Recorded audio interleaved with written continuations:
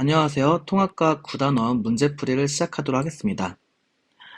첫 번째 장의 형성평가를 풀어볼게요. 1번. 코일에서 자석의 S극을 가까이 할 때 코일 내부에서 자기장 변화를 설명하고 검육에 흐르는 전류의 방향을 그리시오. 지금 일단 S극이 가까이 오고 있기 때문에 렌츠 법칙에 의해서 자기장의 변화를 방해하는 방향으로 전류가 흘러야 됩니다. 따라서 코일 위쪽의 자극은 S극이, 그리고 아래쪽에는 N극이 오게 됩니다. 우리가 손가락으로 이렇게 표현해보면은 손이 이렇게 되고 이런 식으로 그려지게 된다면은 위쪽이 바로 N극이고 아래쪽이 S극이고 나머지 네 손가락이 의미하는 게 전류의 방향이죠. 얘를 한번 뒤집어 보도록 할게요. 지금 현재 위쪽에 S극이 있기 때문에 뒤집어 보도록 하겠습니다.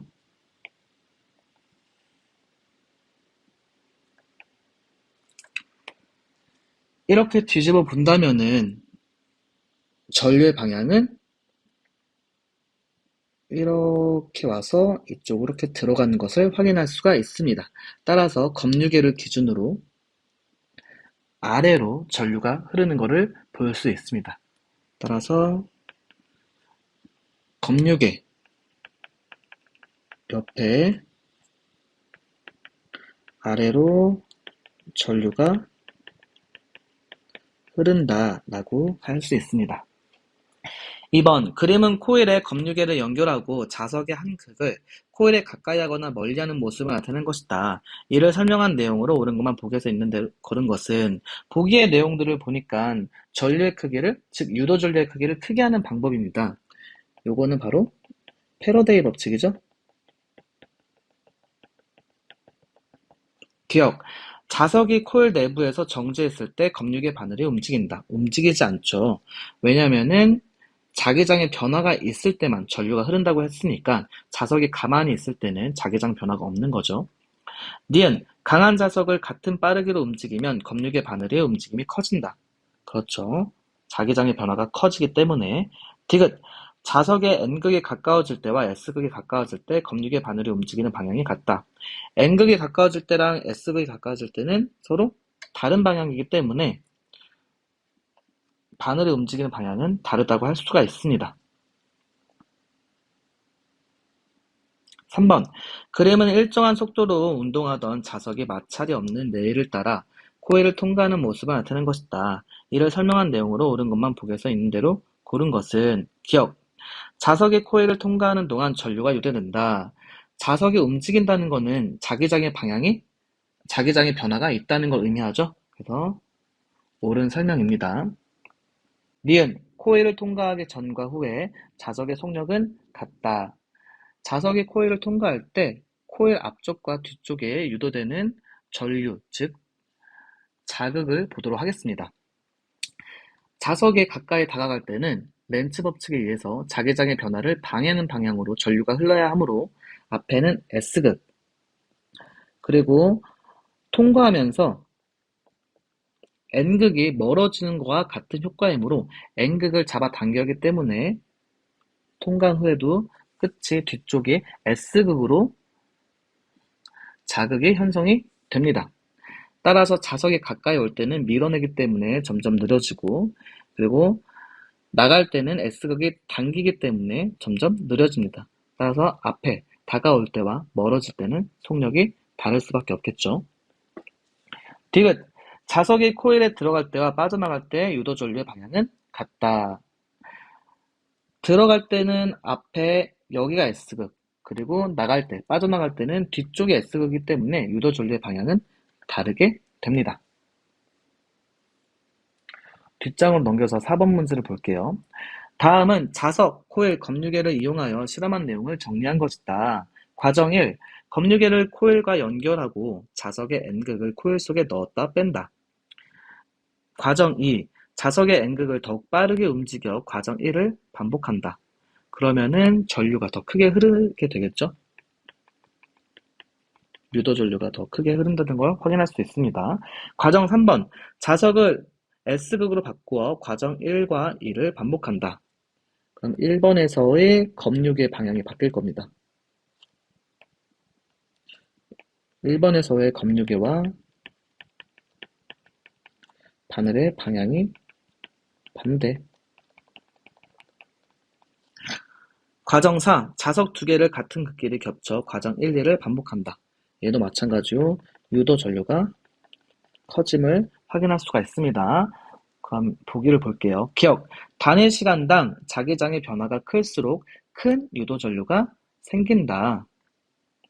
이거는 과정 2를 통해서 확인할 수 있죠? 과정 2에서 N극을 더욱 빠르게 움직였더니 진폭이 커졌다고 했습니다. 그럼 따라서 빠르게 움직이는 것은 시간당 자기장의 변화가 더 크다는 걸 의미하고, 그리고 검유계의 그 바늘이 더 큰 진폭으로 움직였다는 것은 큰 유도 전류가 생겼다는 것을 의미합니다.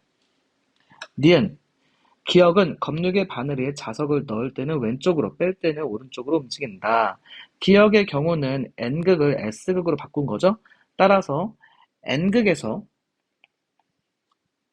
넣을 때 오른쪽, 뺄 때 왼쪽이었기 때문에 S극에서는 넣을 때 왼쪽, 뺄 때 오른쪽, 즉 반대로 움직여야 됩니다. 그럼 옳은 설명이죠. 디귿, 니은은 과정 1의 실험에서보다 검유계 바늘이 움직이는 진폭이 작아진다는 내용이 포함된다. 자석을 두 개를 썼기 때문에 진폭이 더 커져야겠죠? 그래서 틀린 내용입니다. 5번, 그림은 검유계가 연결된 코일에 N극을 가까이 하는 것과 멀리 하는 것을 나타낸 것이다. 이에 대한 설명으로 옳은 것만을 보기에서 있는 대로 고른 것은, 가와 같은 경우는 N극이 가까이 오기 때문에 코일 위쪽의 자극은 N극이 오고, 나의 경우는 N극이 멀어지므로 S극이 와야 합니다. 그래서 기억, 가의 코일 내부에서 자석이 만드는 자기장은 강해진다. 가까이 다가오는 거기 때문에 자기장 변화가 생기죠. 자기장 변화가 생긴다는 것은 자기장이 강해지는 것을 의미합니다.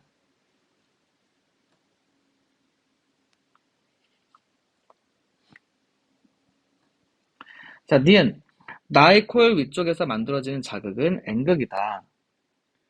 N극이 아니라 S극이죠. 디귿, 가와 나에서 검유계에 흐르는 전류의 방향이 반대이다. 그렇죠. 가와 나 위쪽에, 코일 위쪽의 자극이 N극과 S극으로 다르기 때문에 흐르는 전류의 방향도 다를 것입니다. 6번, 그림은 자석 사이에 코일을 넣고 터빈을 이용하여 화살표 방향으로 회전시키는 것을 나타낸 것이다. 이에 대한 설명으로 옳은 것을 보기에서 있는 대로 고른 것은, 일단은 FBI를 이용하도록 하겠습니다. 오른손을 그림으로 그려볼게요.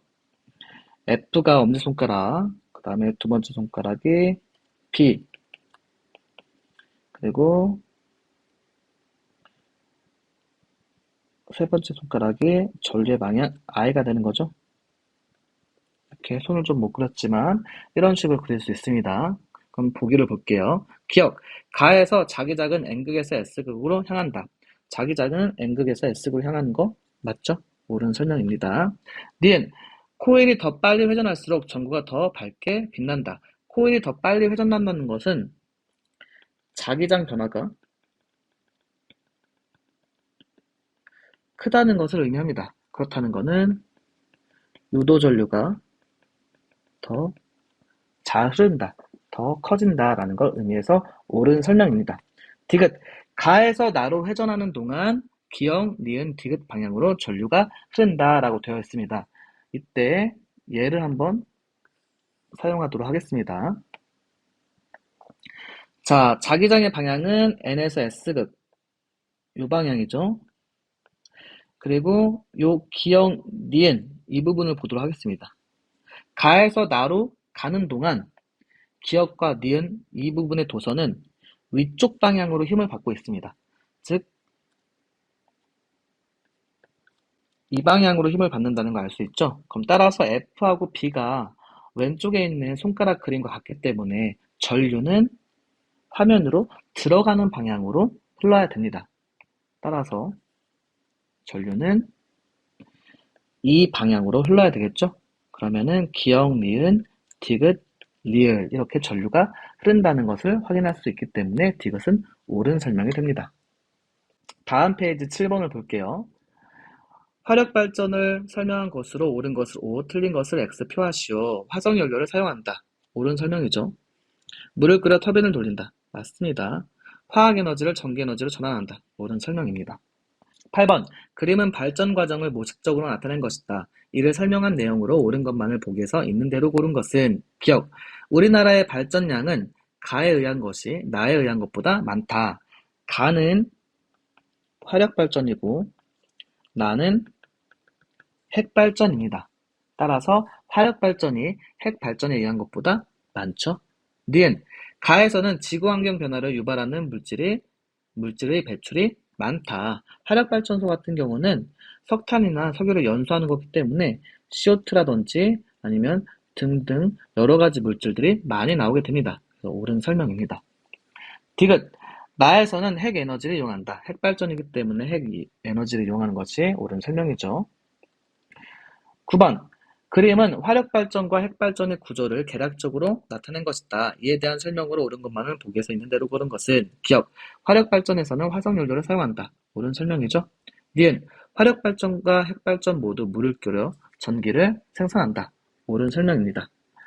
둘 다 물을 끓이기 위한 열 에너지, 그리고 물을 끓이면 그 증기 에너지가 터빈을 돌린다고 했습니다. 그래서 운동 에너지. 그 터빈이 돌아갈 때 발전기도 같이 돌리고 발전기가 돌아가면서 전기 에너지를 생산하는 과정이 거친다고 했습니다. 디귿. 화력발전과 핵발전 모두 전자기 유도 현상을 이용하여 전기를 생산한다. 옳은 설명입니다. 자, 다음 페이지를 넘겨서 전력 수송에 관련된 형성평가 문제를 풀어보도록 하겠습니다. 1번. 다음 설명 중 옳은 것을 옳지 않은 것을 X표 하시오. 1. 발전소에서 생산한 전력은 전압을 높여 송전한 후 전압을 낮춰 사용한다. 전압을 높이는 이유는 바로 손실 전력을 낮추기 위함이고 전압을 다시 낮추는 이유는 안전성 때문에 낮춘다고 했습니다. 옳은 설명이죠. 2번. 송전선의 저항은 크고 흐르는 전류가 클수록 손실 전력이 크다. 손실 전력의 공식은 I의 제곱 R이라고 했습니다. 따라서 I가 클수록 R이 클수록 손실 전력이 큰 것이 맞는 내용이죠. 3번. 송전 전압을 3배 높이면 손실 전력은 3분의 1배로 줄어든다. 발전소에서 만들어진 전력을 P송전이라고 했을 때 P송전은 전압 곱하기 전류라고 할 수가 있습니다. 여기서 전압을 3배로 증가시켜주고 그리고 발전소에서 만들어지는 전력은 일정하죠. 그럼 따라서 전류는 3분의 1배로 감소하게 됩니다. 이때 송전선에서 손실되는 전력은 I의 제곱 R이라고 쓸 수 있고요. 송전선의 저항은 항상 같기 때문에 일정하고 그리고 이 I가 3분의 1배로 감소하면은 그거의 제곱만큼이 바로 손실 전력이기 때문에 9분의 1배로 감소하게 됩니다. 따라서 3분의 1배가 아니라 9분의 1배가 되겠죠. 4번. 발전소에서 생산한 전기를 변압기로 전압을 변화시킨다. 옳은 설명입니다. 2번. 송전할 때 송전선의 손실 전력을 설명한 내용으로 옳은 것만 보기에서 있는 대로 고른 것은 기억. 전류의 제곱에 비례한다. 손실 전력은 I 제곱 R이라고 했죠? 그래서 제곱에 비례하는 게 맞습니다. 니은. 송전 과정에서 송전선의 저항에 의해 열로 손실되는 전기 에너지다. 그렇죠. 손실 전력이 클수록 송전선에서 더 많은 열이 발생한다. 옳은 설명입니다. 3번.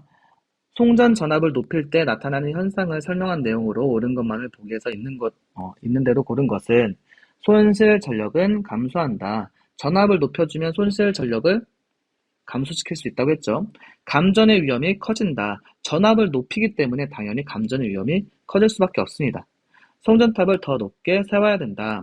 안전상의 문제로 송전탑을 지상으로부터 더 높이 띄워야 합니다. 4번 미래형 전력 수송 시스템을 설명한 내용으로 옳은 것만 보기에서 있는 대로 고른 것은 기억, 신재생 에너지를 통합하여 관리한다. 옳은 설명이죠. 니은 전선을 통한 양방향 통신이 이루어진다. 그렇죠. 그래서 서로 부족한 전력에 대한 정보를 주고받을 수 있다고 했습니다. 디귿, 전력 수요에 맞춰 전력을 효율적으로 배분한다. 그렇죠. 일방적으로 배분하는 게 아니라 양방향 통신이 가능하기 때문에 효율적으로 배분할 수가 있습니다. 자, 이것으로 시험 범위까지 9단원 문제풀이를 마치도록 하겠습니다. 다음 시간에 또 만나요.